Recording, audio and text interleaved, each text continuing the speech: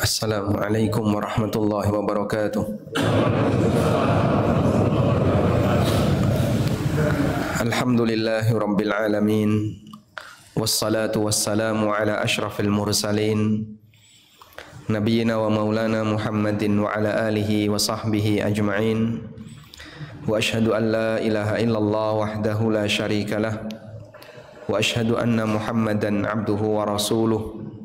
Salawatu rabbi wa salamu alaihi wa ala alihi wa ashabihi wa man sara ala nahjihi wa istanna bi sunnatihi ila yaumil qiyamah. Alhamdulillah, puji syukur kita haturkan kehadirat Allah. Sebuah kenikmatan yang sangat indah ketika Allah memberikan izin kepada kita kemudahan untuk bisa beribadah, mengawali aktivitas kita di hari ini dengan melaksanakan sholat subuh secara berjamaah dan dilanjutkan dengan kajian, berzikir sampai syuruk. Alhamdulillah. Ada yang nggak kuat, begitu selesai sholat subuh pengen imbo, pengen nambah apa Pak? Balik tidur. Dan ada yang pengen bertahan, saya masih pengen di sini, pengen berzikir. Tentu nilainya berbeda. Ada juga yang dia pengen dengerin kajian tapi nggak di masjid, di rumah saja. Nanti saya bisa nonton secara online. Dia buka YouTube di atas kasur, 5 menit merem. Dan beragam yang dialami oleh manusia. Tapi yang di sini masya Allah bertahan walaupun seneng di belakang. Masya Allah. Ini kenapa gosong? Kok seneng susuan yang gurih kenapa Pak? Lebih hangat di belakang. Baik, mungkin boleh ke depan. Kasihan yang ada di luar nggak dapat tempatnya. Silahkan, boleh merapat.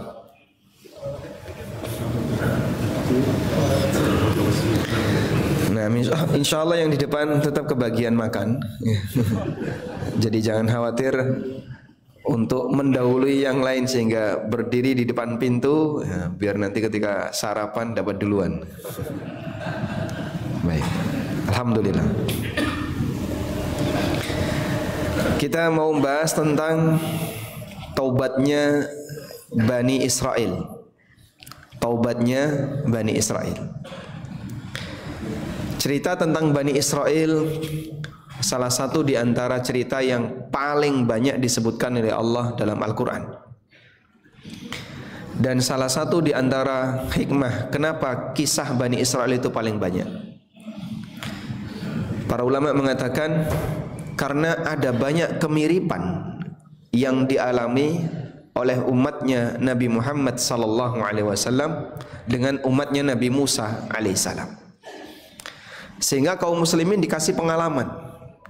Dulu sudah pernah ada model umat seperti kamu. Ada yang mendapatkan pahala dari Allah dan sebaliknya ada yang dihukum oleh Allah Ta'ala. Maka tinggal kamu taruh pada pilihan yang mana. Apakah kamu ingin menjadi orang yang dihukum oleh Allah? Ingin menjadi orang yang mendapatkan kebaikan dari Allah? Oleh karena itu jamaah dimulakan Allah, posisi kisah dalam Al-Quran, kata Allah, linutsabbita bihi fuadak, untuk menguatkan hatimu. Jadi adanya cerita, kata Allah dalam Al-Quran, linutsabbita bihi fuadak, untuk menguatkan batinmu. Selanjutnya tentang keberadaan Bani Israel yang mereka bertobat kepada Allah. Ini diawali dari kisah ketika Allah Subhanahu wa taala memanggil Musa dalam rangka untuk mendapatkan wahyu. Wahyu berupa apa? Kitab Taurat. Ada yang berbeda antara Al-Qur'an dengan Taurat. Bedanya di mana? Taurat diberikan oleh Allah Subhanahu wa taala secara utuh, satu kitab. Sehingga Musa alaihissalam ketika dipanggil oleh Allah Subhanahu wa taala selama 40 hari Musa diberi Taurat oleh Allah Subhanahu wa taala dalam keadaan sudah dalam bentuk kitab tertulis utuh. Beda dengan Al-Qur'an. Kalau Al-Qur'an siapa yang nulis? Bukan Nabi sallallahu alaihi wasallam. Dan beliau tidak menerima dalam bentuk tulisan utuh, tapi beliau menerima dalam bentuk apa? pesan-pesan wahyu yang disampaikan oleh Jibril atau yang langsung disematkan dalam hati Nabi sallallahu alaihi wasallam, kemudian beliau membacakan itu lalu ditulis oleh para sahabat. Itulah perbedaan antara Taurat dan Al-Quran. Di samping itu, Al-Quran diberikan oleh Allah kepada Nabi SAW selama berapa lama? Sepanjang masa dakwah beliau, 22 tahun sekian bulan. Sehingga diberikan oleh Allah Subhanahu wa taala secara bertahap, berangsur-angsur. Beda dengan Taurat, langsung diturunkan sekaligus jadi kitab. Nah, cuman anehnya orang Yahudi, mereka menuduh Nabi Muhammad membuat Al-Quran, padahal mereka tidak pernah menuduh Nabi Musa membuat Quran, membuat Taurat. Coba bayangkan, andaikan Nabi Muhammad SAW menerima Quran dalam bentuk satu kitab utuh, kira-kira gimana Pak? Potensi tuduhannya lebih besar. Allah kondisikan Al-Quran diturunkan oleh Allah secara bertahap, dan itu seharusnya menjadi faktor bahwa tidak ada peluang Muhammad membuat Quran, karena beliau hanya menerima setahap sedikit demi sedikit. Apalagi posisi beliau tidak bisa baca tulis. Beliau bisa menghafal, paham percakapan, paham apa yang beliau dengar, bisa hafal, lalu beliau sampaikan secara lisan. Tapi beliau tidak bisa menulis, dan kalau ada teks beliau tidak bisa baca. Namun lagi-lagi yang namanya orang kafir, banyak di antara mereka yang kadang protes. Di surat Al-Furqan Allah Subhanahu wa taala berfirman, "Wa qala alladziina kafaru laula nuzzila hadzal Qur'an jumlatan wahidah." Orang kafir mengatakan, kenapa Quran itu tidak diturunkan langsung sekaligus jadi satu kitab? Jumlatan wahidah, diturunkan sekaligus jadi satu kitab, seperti kitab-kitab sebelumnya. Lah ini kan orang aneh ya. Andaikan Quran diturunkan langsung sekaligus jadi kitab, ya, gimana tuduhan kalian? Makin parah. Pasti kalian akan mengatakan, wah Muhammad dapat kitab dari mana itu? Dapat kitab dari gua. Dia nulis kitab di gua.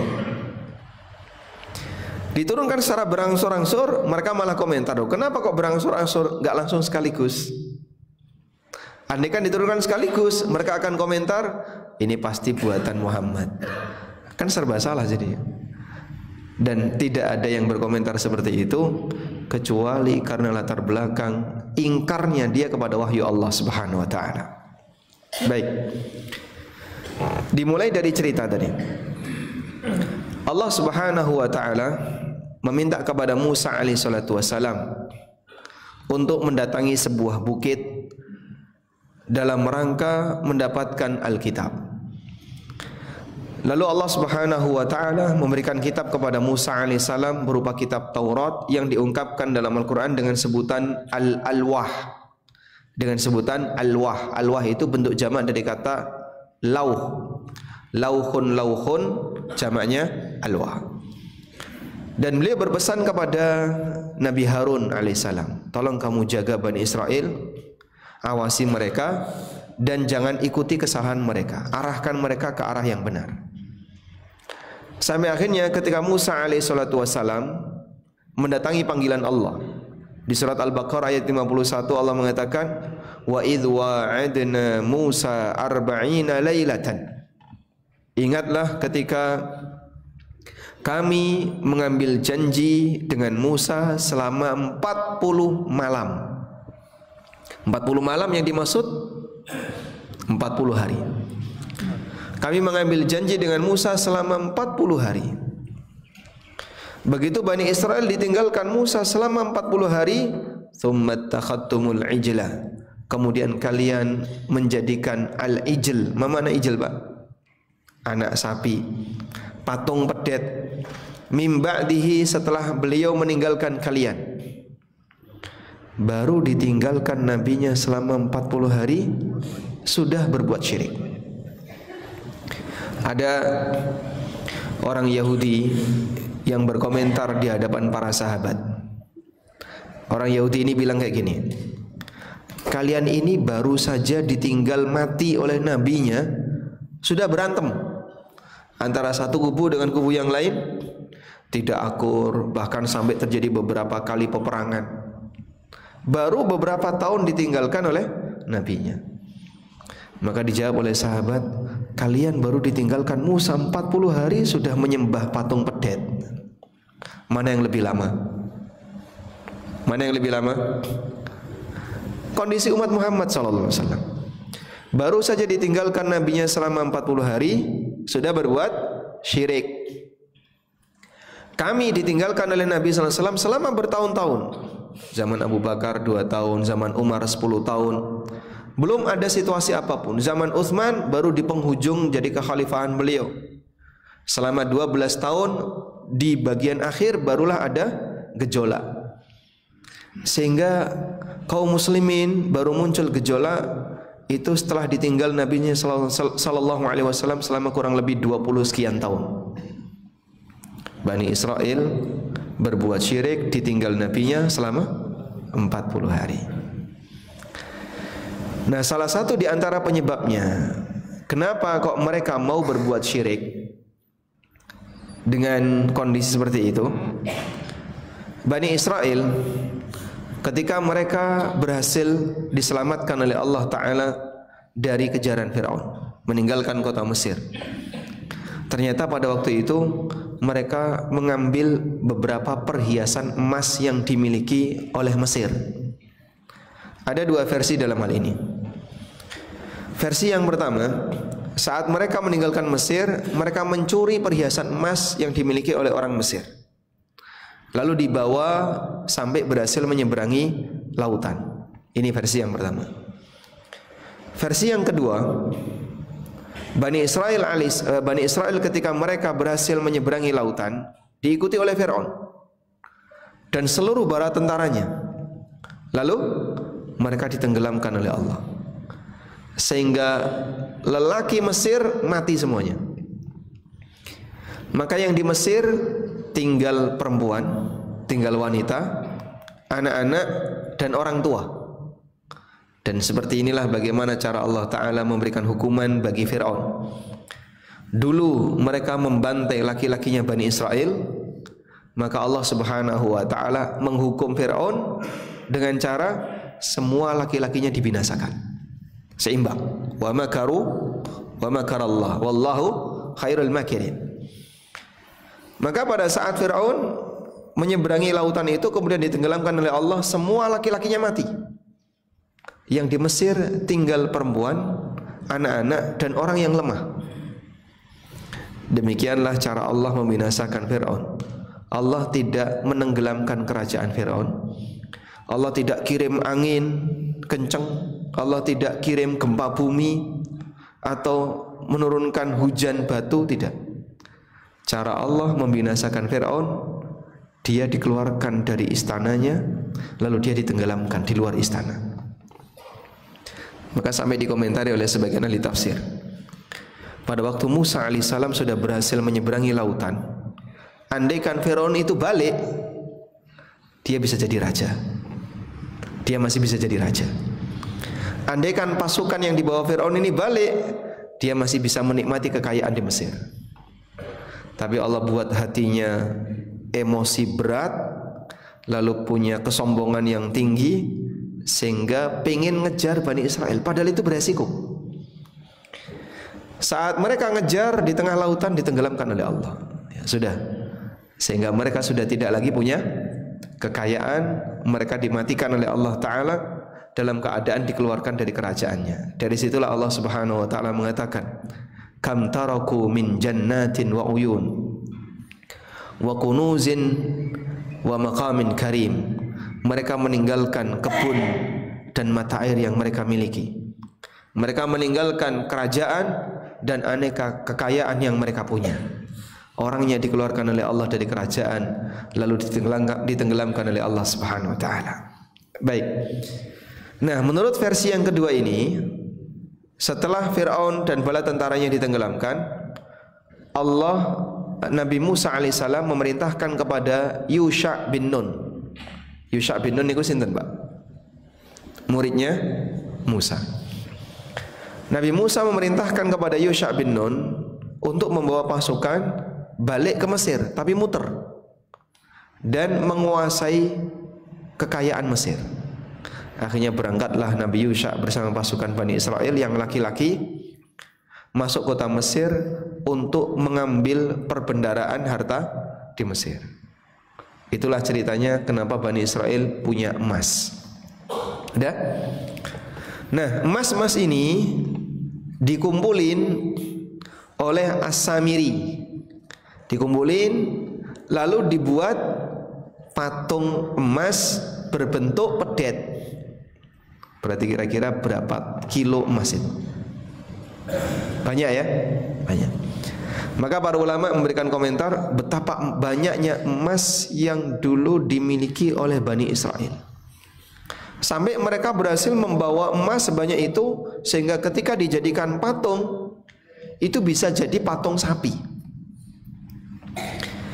Lalu oleh As-Samiri dalam peristiwa ketika menyeberangi lautan tadi, As-Samiri itu melihat ada sosok yang dia bukan manusia, walaupun dalam bentuk manusia. Nah, sosok ini menunggangi kuda. Itulah yang memimpin Bani Israel saat menyeberangi lautan. Dan dia adalah malaikat. Ketika kudanya itu menginjak sebuah tanah, begitu kaki kudanya ini diangkat, langsung tumbuh rumput. Dan itu disaksikan oleh As-Samiri.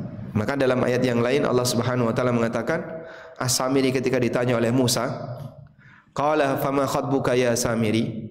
Musa bertanya, apa alasanmu wahai Samiri kok sampai menyebut patung pedet ini sebagai Tuhan? As-Samiri bilang, inni basurtu ma lam yabsuru bihi. Aku melihat yang tidak mereka lihat. Faqabattu qabdatan. Kemudian aku mengambil segenggam min atharir rasul, dari jejak utusan. Utusan yang dimaksud adalah malaikat. Dari jejak malaikat tadi, fanabattuha, kemudian aku masukkan ke dalam patung pedet ini, fakadzalika sawwalat li nafsi. Itulah yang membuat aku jadi terpengaruh untuk mengatakan ini Tuhan. Jadi begitu jejak Rasul tadi, jejak Jibril tadi diambil oleh As-Samiri, lalu ditaruh di patung ini. Patung ini kemudian mengeluarkan suara yang dikatakan oleh Allah dalam Al-Quran, ijlan lahu khuwar, sebuah patung pedet yang mengeluarkan khuwar. Khuwar itu seperti suara sapi. Ini patung benda mati tapi bersuara. Nah, di saat itulah dia merasa hadza ilahuna wa ilahu Musa fanasi.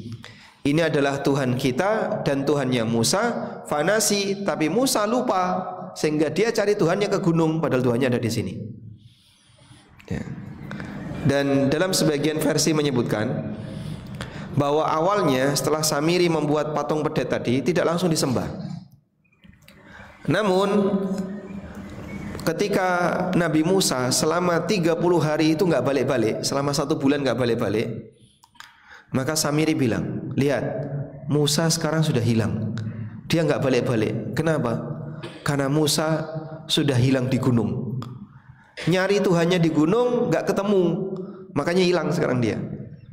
Nah, di sisa 10 hari yang terakhir itu, padahal Musa waktu itu adalah menambah jumlah hari pertemuan dengan Allah, yang dikatakan oleh Allah Subhanahu wa taala bahwa Musa alaihissalam mendatangi panggilan Allah selama 30 hari. Fatamma miqatu rabbih, kemudian Musa menambahkan 10 hari. Jadi totalnya berapa? 40. Awalnya perjanjiannya selama 1 bulan, lalu ditambahi 10 hari. Nah, di 30 hari pertama patung itu belum disembah. Sampai Samiri bilang Musa sudah kehilangan arah. Dia nyari Tuhan udah hilang sehingga dia nggak balik-balik. Maka di 10 hari terakhir inilah baru patung tadi disembah. Mereka berbuat syirik dengan patung itu, menyembah patung itu. Setelah mereka menyembah patung itu, Allah Subhanahu wa taala kemudian selesai dengan Musa, lalu Musa kembali, Musa pulang. Setelah Musa pulang, beliau melihat ada kejanggalan yang terjadi di kaumnya. Apa yang terjadi? Ternyata mereka menyembah patung. Saat mereka menyembah patung, Musa emosi berat. Walamma raja'a Musa ila qaumihi ghadbana asifa. Ketika Musa pulang kembali ke kaumnya, Musa sangat marah melihat kondisi kaumnya. Ini diceritakan oleh Allah di surat Al-A'raf. Surat Al-A'raf menyebutkan tentang kisah Musa bersama Bani Israel itu paling lengkap dibandingkan dengan surat-surat yang lain. Kalau Bapak ingin lihat kayak apa cerita detail Musa dengan Bani Israel, itu ada di surat Al-A'raf. Walamma raja'a Musa ila qaumihi ghadbana asifa. Ketika Musa balik menemui kaumnya dalam kondisi sangat emosi, qala, Musa mengatakan, bi'sa ma khalaftumuni min ba'di. Betapa buruknya perbuatan yang kalian lakukan setelah aku pergi. Ajiltum amra rabbikum. Apakah kalian ingin disegerakan untuk mendapatkan azab dari Tuhan kalian? Saking emosinya Musa, wa alqal alwaha wa akhadha bi ra'si akhihi yajurruhu ilai. Taurat yang dipegang oleh Musa itu dilempar. Wa alqal alwah, beliau melempar Taurat tadi. Masya Allah. Coba Bapak bayangin ya, ada orang ngambil Quran kemudian dibanting. Kira-kira menurut Anda Bapak itu? Hah? Iya, emosi. Ada orang marah, dia ngambil mushaf Al-Quran terus dilempar. Kira-kira menurut Anda gimana? Kekufuran. Itu perbuatan kekufuran. Masuk Quran dibanting, itu perbuatan apa? Kekufuran. Tapi ini kan dilakukan oleh Nabi Musa alaihissalam. Masa seorang Nabi melakukan seperti itu? Itulah karena faktor emosi. Dan Allah memaafkan Musa karena perbuatan yang dilakukan oleh orang yang emosi berat sampai kehilangan kendali tidak diperhitungkan. Orang yang emosi berat sampai kehilangan kendali tidak diperhitungkan, perbuatannya tidak diperhitungkan. Sehingga Musa alaihissalam ketika melempar Taurat karena emosi berat hingga kehilangan kendali tidak diperhitungkan oleh Allah Ta'ala. Lalu bagaimana cara Musa meluapkan emosi itu? Harun yang waktu itu disuruh untuk jaga, dijambak sama Musa. Dalam ayat yang lain, kalau di ayat ini dikatakan wa akhadha bi ra'si akhihi yajurruhu ilai. Musa menarik rambut saudaranya yaitu Harun. Di ayat yang lain Harun mengatakan di hadapan Musa, ya ibna ummi la ta'khud bi ra'si wala bi lihyati. Wahai saudaraku, jangan kau menarik rambut dan jenggotku. Jadi emosinya itu sampai dijambak atas bawah, dua tangan Pak. Coba dipraktekkan ke siapa ini? Kalau nggak punya janggut ya nggak bisa dijambak itu. Musa alaihissalam ketika marah sama Harun, rambutnya sama jenggotnya ditarik bareng. Saking emosinya, sudah melempar Taurat, Harun dijambak rambutnya. Lalu Harun mengatakan, qala ibna innal qauma istad'afuni wa kadu yaqtulunani. Wahai saudaraku, sesungguhnya kaummu menyerangku dan hampir saja mereka membunuhku. Fala tushmit biyal a'da wala taj'alni ma'al qaumidz zalimin. Kamu jangan melakukan perbuatan yang membuat orang kafir atau membuat orang musyrikin itu makin gembira. Kenapa? Melihat Musa dan Harun berantem, mereka makin senang. Maka jangan kau tampakkan emosimu di hadapan umum, nanti tidak malah semua orang jadi bahagia. Itu dikatakan oleh Allah Ta'ala di sini. Harun berpesan, wala tushmit biyal a'da. Jangan kau membuat musuh kita jadi gembira, yang disebut dengan syamatah. Syamatah itu apa? Kegembiraan musuh disebabkan karena kekalahan kita. Jadi kalau misalnya Indonesia berantem antara aparat dengan rakyat, yang tepuk tangan siapa? Dewan. Kalau berantem antara aparat dengan rakyat, yang tepuk tangan siapa? Yang nggak seneng sama Indonesia, yang nggak suka sama Indonesia, mereka akan tepuk tangan. Allah Subhanahu wa ta'ala menyebutkan satu nasihat yang sangat berharga. Kaum muslimin kalau berantem jangan di tempat umum. Nanti gimana? Ditertawakan oleh musuhnya.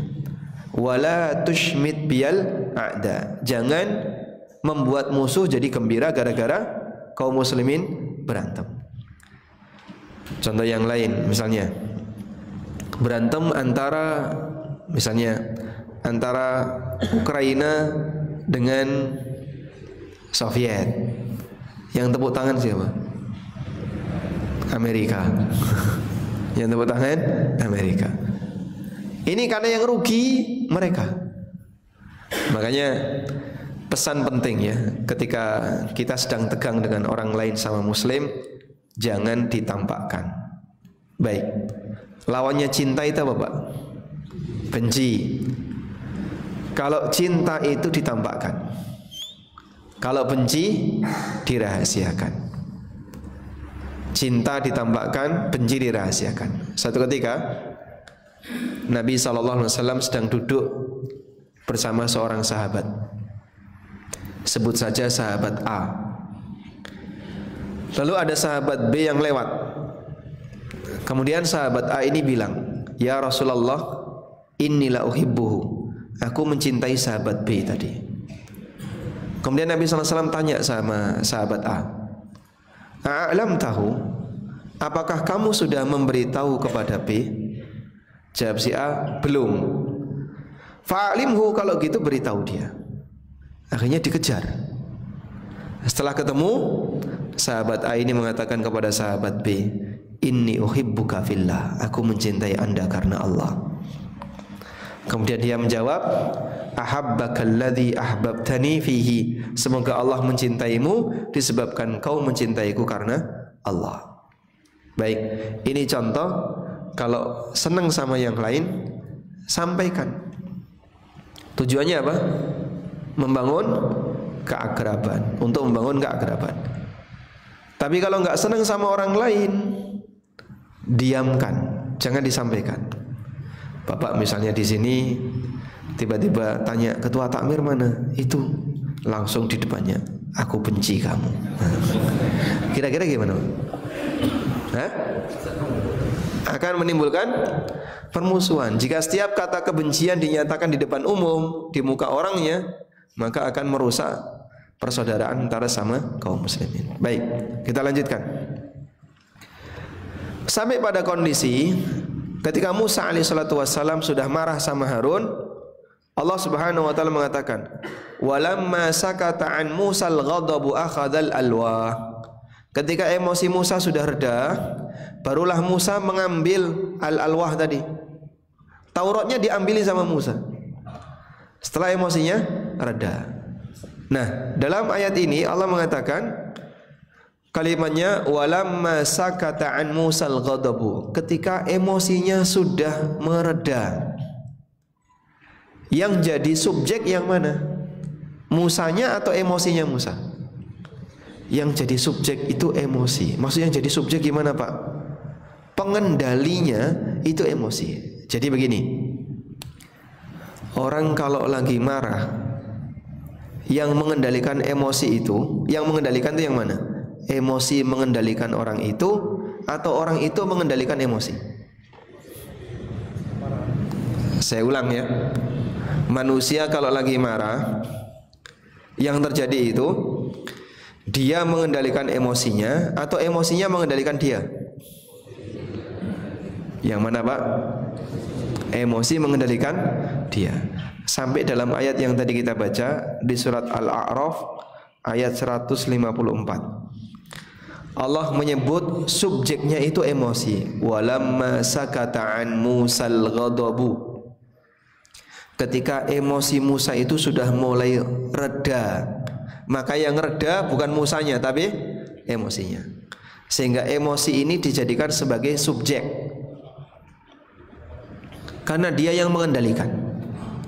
Lalu maksudnya gimana Pak? Dari sinilah diambil satu kaidah para ulama. Perbuatan yang dilakukan oleh orang yang sedang emosi berat tidak diperhitungkan. Sehingga ada pertanyaan, kalau suami menceraikan istrinya dalam kondisi marah, sah atau tidak? Suami menceraikan istrinya dalam kondisi marah, sah atau tidak? Sah atau tidak? Kelompok satu, sah atau tidak? Tidak sah. Kenapa? Karena emosi. Kelompok dua, sah atau tidak? Tidak sah. Sama ya. Ibu-ibu, menurut Anda sah atau tidak? Tidak sah. Masih berat untuk melepaskan ya. Baik. Ada enggak orang cerai tidak didahului marah? Wahai sayangku, aku mencintaimu, aku ceraikan kamu. Itu ada?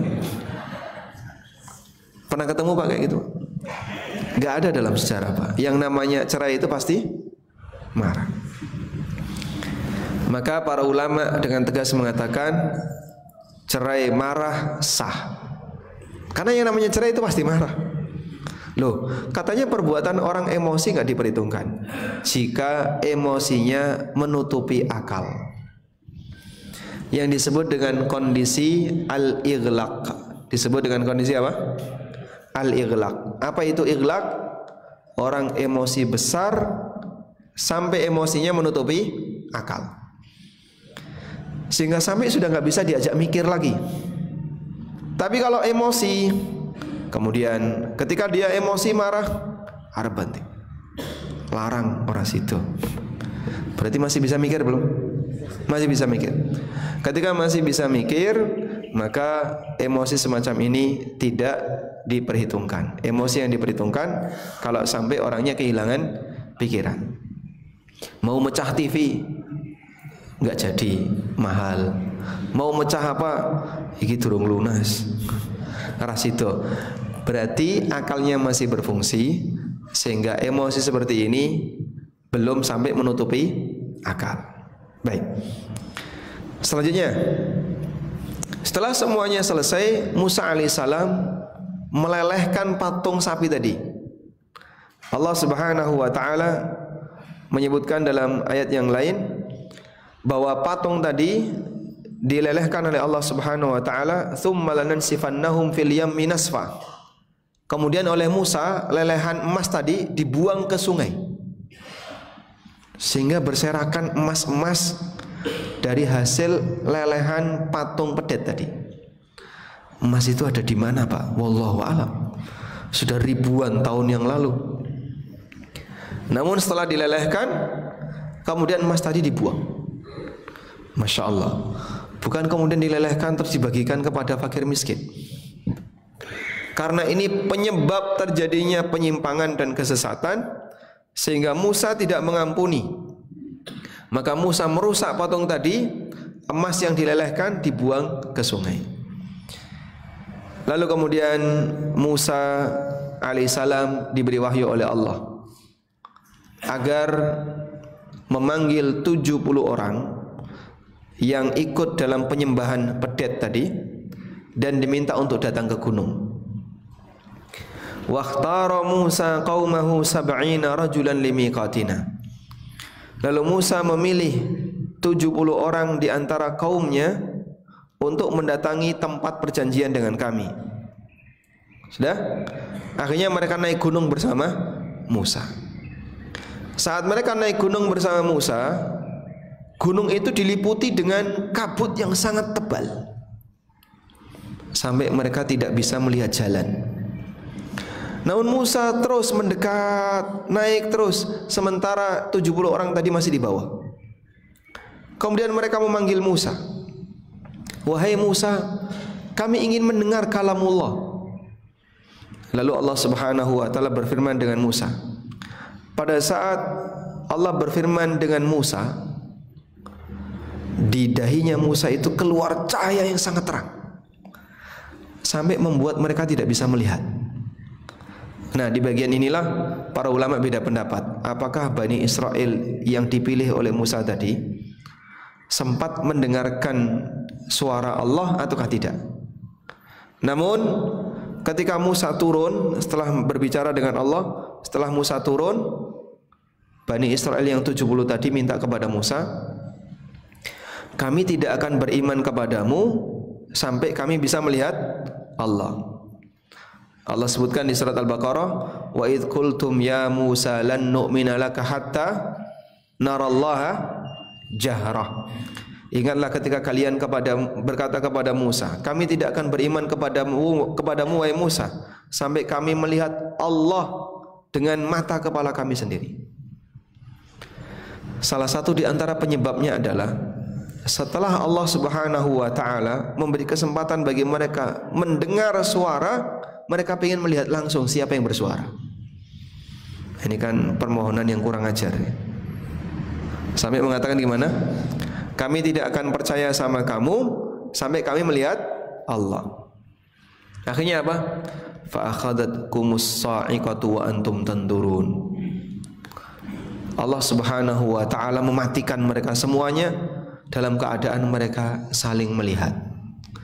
Jadi 70 orang tadi langsung ngeblak tiba-tiba, langsung terjatuh, dan jatuhnya itu tidak bareng. Ada yang jatuh duluan dilihat oleh temannya, lalu ini ikut jatuh, mati satu-satu sejumlah 70. Di saat itulah Nabi Musa alaihissalam berdoa kepada Allah, ya Allah, 70 orang ini pilihan Bani Israel.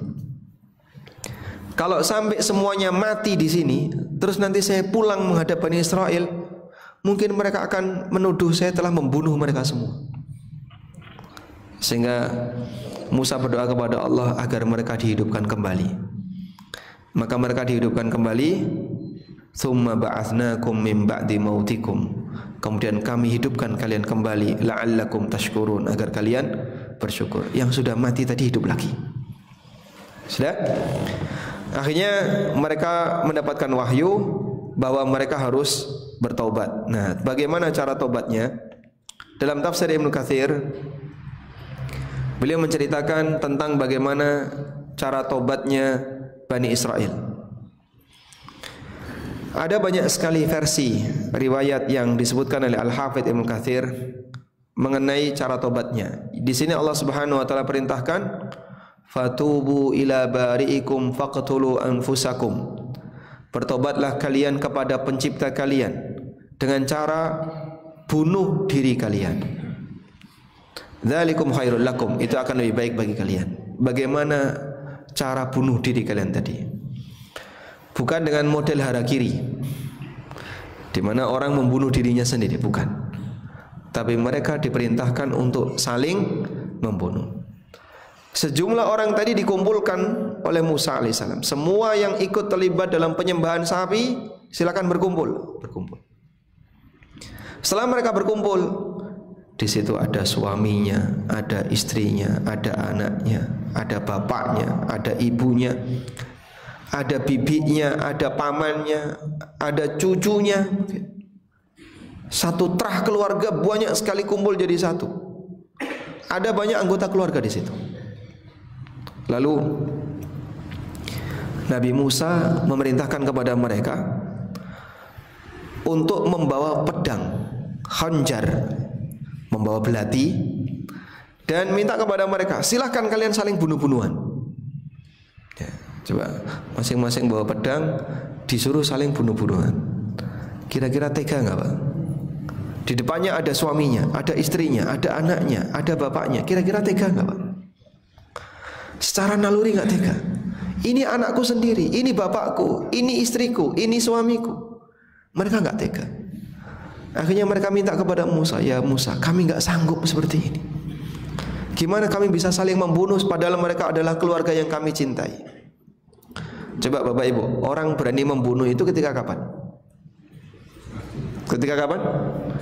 Ketika emosi. Kalau tidak sedang emosi, nggak mungkin berani bunuh. Sehingga dalam situasi itu saat mereka diperintahkan untuk bunuh, mereka kesulitan, kami nggak sanggup.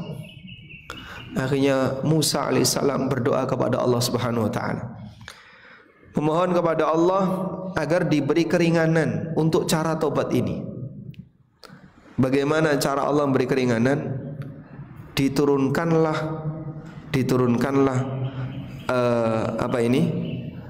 kabut yang sangat lebat sampai membuat mereka tidak bisa saling melihat. Nah, dalam situasi mereka tidak bisa saling melihat, Musa perintahkan kepada mereka, sekarang silahkan kalian saling membunuh. Dalam situasi mereka nggak bisa lihat. Kalau enggak, tobat kalian tidak akan diterima. Nah, di saat itulah mereka membabi buta, membabat habis ya, kanan kirinya. Ada yang berhasil nusuk orang, tiba-tiba dia ketusuk. Ada yang berhasil menebas kepala orang, tiba-tiba kepalanya ditebas. Ada yang kena tangannya sehingga putus. Ada yang terluka di badannya, sampai banyak sekali yang meninggal. Berapa jumlah yang meninggal? Fakushifa, ketika kabut tadi diangkat oleh Allah, yang mati 70.000. Yang mati 70.000. Fakushifa an sab'ina alfi qatilin. Ketika kabut tadi diangkat oleh Allah, yang mati ada 70.000 korban. Wa inna Allah auha ila Musa. Lalu Allah wahyukan kepada Musa, an hasbi faqad iktafaitu. Cukup, aku sudah mengampuni kalian. Sehingga tersisa beberapa orang yang masih hidup. Sisanya 70.000 berapa? 70.000 orang mati. Hanya tersisa orang-orang yang hidup. Nah, saat tersisa orang yang hidup ini, sebenarnya Musa sebelumnya telah berdoa kepada Allah Subhanahu wa taala. Ya Rabbi faniyat Bani Israel, ya Rabbi faniyat Bani Israel, ya Allah nanti Bani Israel akan punah. Bani Israel akan punah, habis semuanya. Karena dihukum seperti ini. Lalu Allah hentikan, dan yang mati 70.000. Berarti yang nyembah pedet itu berapa, Pak? Wallahu a'lam. Tapi ini salah satu di antara bukti bahwa jumlah Bani Israel banyak sekali. Sampai yang mati saja 70.000. Itu belum termasuk bayi-bayi Bani Israel yang dibantai di zaman Fir'aun. Berarti ini menunjukkan bahwasanya Bani Israel jumlahnya sangat banyak. Lalu mereka berdoa memohon kepada Allah Subhanahu wa taala agar taubatnya diterima. Lalu Allah Subhanahu wa taala menerima taubatnya. Maka dikatakan di sini, fakana man qutila minhum minal fariqaini syahida. Yang terbunuh dalam peristiwa ini statusnya mati syahid. Wa man baqiya mukaffaron. Sedangkan yang masih tersisa, yang masih hidup, dosanya diampuni. Barulah setelah itu mereka bisa merasakan kebahagiaan. Ya, walaupun saudara kami sudah mati, tapi mereka berstatus sebagai mati syahid. Baik. Dalam agama kita tidak ada yang seperti ini, jamaah. Allah Subhanahu wa taala berikan keringanan yang sangat besar bagi syariatnya Nabi Muhammad sallallahu alaihi wasallam. Dan bagian dari bentuk keringanan itu, mereka tidak diperintahkan untuk bertobat sebagaimana cara tobatnya Bani Israel. Karena itu bagian dari doa yang kita baca di akhir dari surat Al-Baqarah.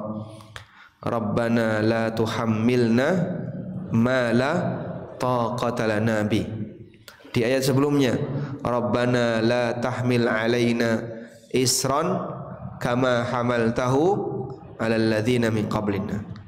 Ya Allah, janganlah Engkau berikan beban kepada kami isran. Isran itu belenggu syariat yang berat yang dulu pernah dialami oleh Bani Israel. Sehingga dulu Bani Israel ketika berbuat syirik, hukumannya hukuman mati. Muslim kalau berbuat syirik hukumannya apa? Cukup bertobat kepada Allah dan tidak disyaratkan penyitaan aset. Gak ada. Habis berbuat syirik ada nggak penyitaan aset? Gak ada. Itulah kemurahan yang diberikan oleh Allah Subhanahu wa taala bagi mereka yang berada di tengah umat Muhammad sallallahu alaihi wasallam. Wallahu taala alam. Mungkin itu sebagai pengantar yang bisa kita sampaikan. Jika masih ada sisa waktu, sampai jam berapa kita? 10 menit lagi. 10 menit lagi. Baik. Jika ada yang mau disampaikan, kami persilahkan. Nah. Tidak ada?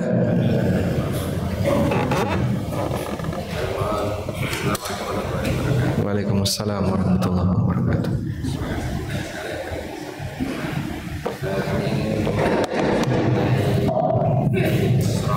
Itu sebetulnya keturunan siapa? Apakah keturunannya Nabi Yakub?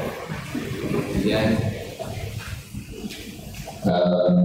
keturunan tadi Israel itu keturunannya siapa? Keturunan Nabi Yakub.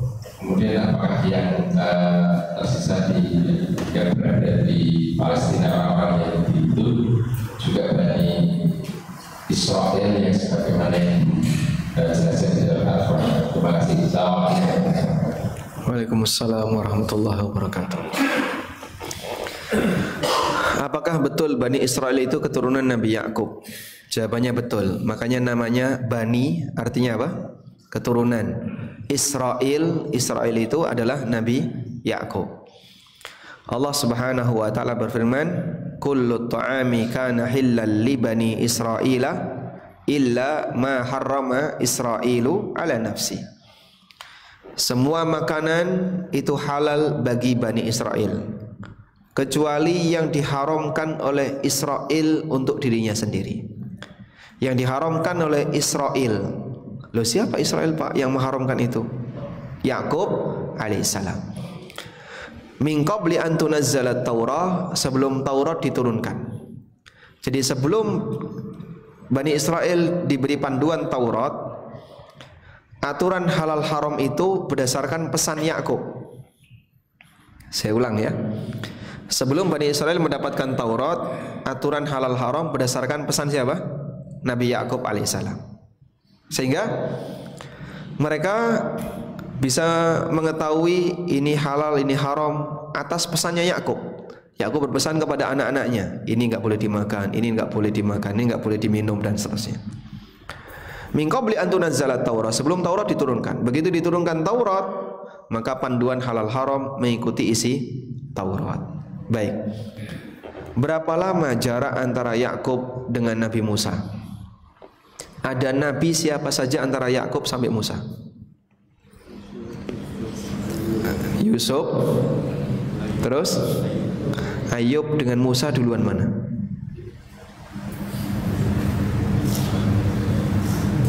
Ayub dengan Musa duluan mana? Duluan Ayub. Apa buktinya, Pak? Apa buktinya? Baik, cara ngukurnya gini, Pak. Musa itu diutus ketika Bani Israel di mana? Di Mesir. Ketika Bani Israel masih di Mesir, ya, barulah Musa diutus oleh Allah. Dalam posisi Bani Israel keadaannya apa? Ditindas oleh Fir'aun. Loh, kok mereka bisa ada di Mesir, Pak? Nah, cerita awalnya kenapa mereka ada di Mesir dimulai dari Nabi Yusuf. Jadi saat Nabi Yusuf, anaknya Nabi Yakub tadi, saat Nabi Yusuf tinggal di Mesir, kemudian beliau jadi pemimpin, maka dipersilahkan bagi Bani Israel yang ada di Syam untuk pindah ke Mesir. Akhirnya mereka pindah ke Mesir dalam jumlah banyak sekali, beranak pinak di situ, jadi jumlah orang yang banyak sekali. Yang bisa kita bayangin ya, yang nyebrang lautan saja, kemudian dia berbuat syirik tadi dan dihukum oleh Allah, yang mati berapa?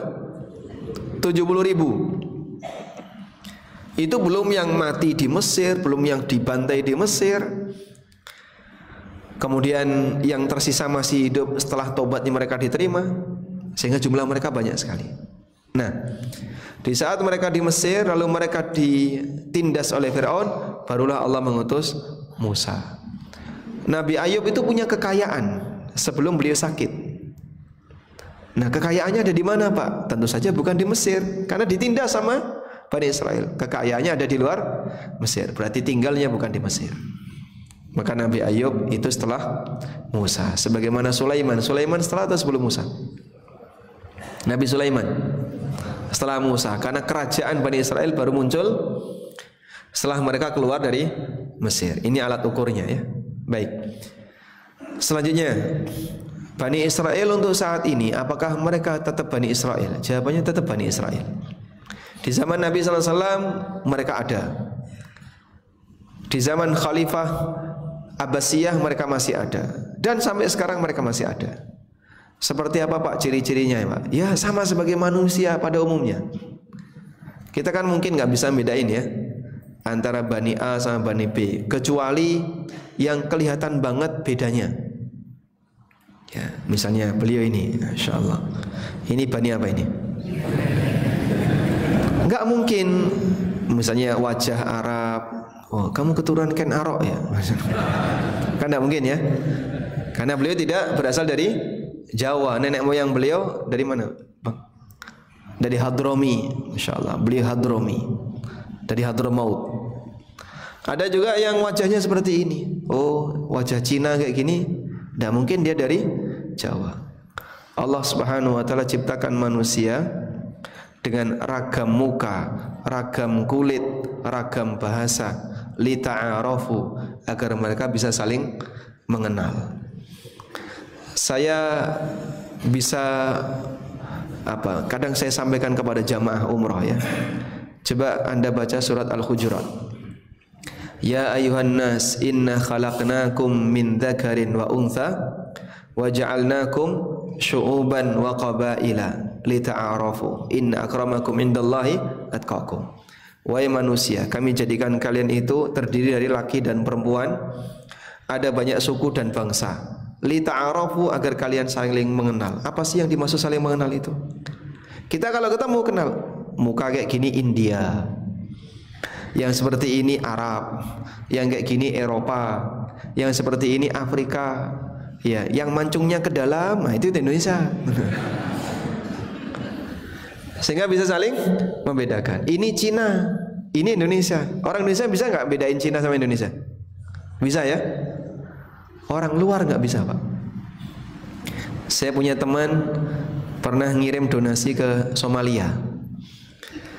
Saat ketemu orang Afrika, ditanya, kamu dari Cina mana? Masa kayak gini Cina? Muka Maghrib kayak gini, rada kosong maksudnya.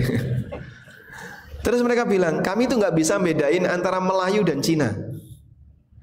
Sebagaimana Anda tidak akan bisa bedain orang Afrika Utara dan Afrika Selatan.